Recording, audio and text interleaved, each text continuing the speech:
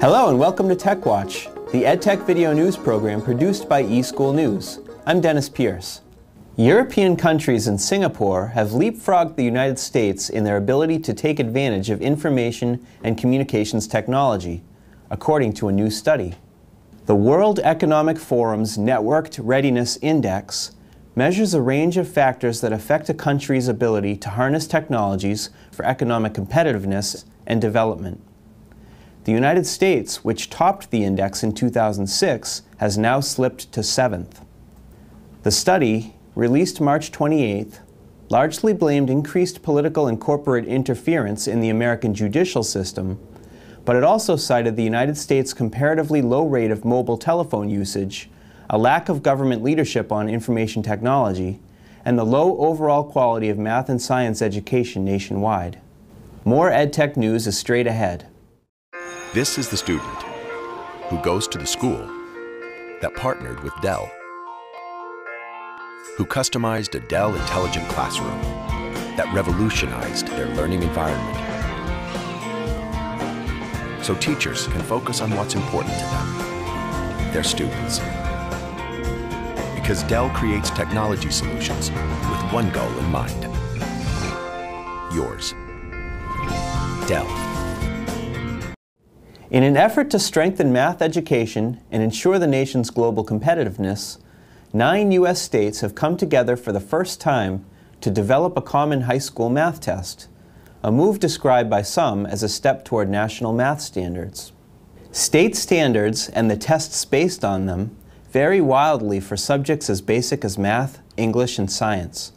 Now, Arkansas, Kentucky, Indiana, Maryland, Massachusetts, New Jersey, Ohio, Pennsylvania, and Rhode Island have decided to share a test and standards for Algebra 2, saying a subject like that shouldn't vary across state lines.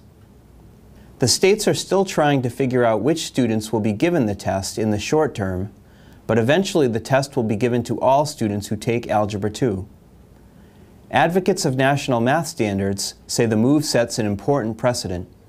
Speaking of tests, Oregon will resume its testing of students online next school year with a new contractor, American Institutes for Research. State Superintendent Susan Castillo announced the contract March 23rd. As TechWatch reported last month, Oregon stopped online testing in reading, math, and science March 12th after periodic outages when students could not gain access to the online tests.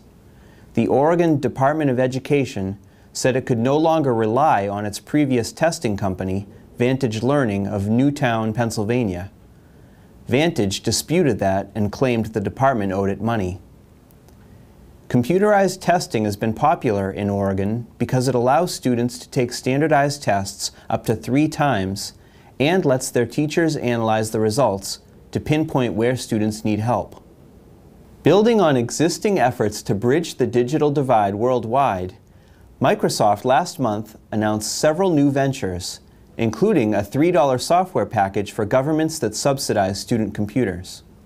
The software giant said it will sell a Student Innovation Suite, which includes Windows XP Starter Edition and Microsoft Office Home and Student 2007, for $3 to governments that subsidize a certain percentage of the cost of PCs for primary and secondary students to use at home and school, starting in the second half of the year. The Redmond, Washington company also pledged to open 90 new innovation centers in countries around the world. Microsoft has already opened 110 of these centers, which offer classes and access to technology for academics, local startup software companies, and other groups.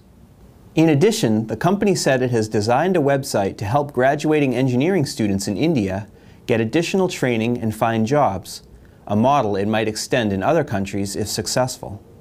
The site will go online by the end of the year. And in another example of corporate philanthropy, IBM has donated a $25 million mainframe computer and software to the University of Arkansas in what is the 3rd largest gift in the school's history.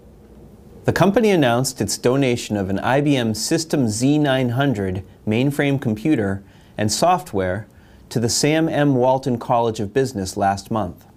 The computer and software will connect the university to other large mainframe computers at corporate and government offices throughout the world, Chancellor John White said. It also will give students hands-on experience with the same type of computer system used by major corporations and businesses, including Walmart stores and the federal government. IBM said the real gift is not the equipment itself, but the education it will give students. An IBM spokesman said the company is helping to provide students with the skills they need to compete in the 21st century. This is the student who goes to the school that partnered with Dell,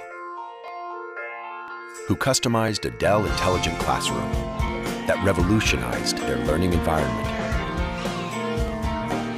so teachers can focus on what's important to them, their students. Because Dell creates technology solutions with one goal in mind. Yours. Dell.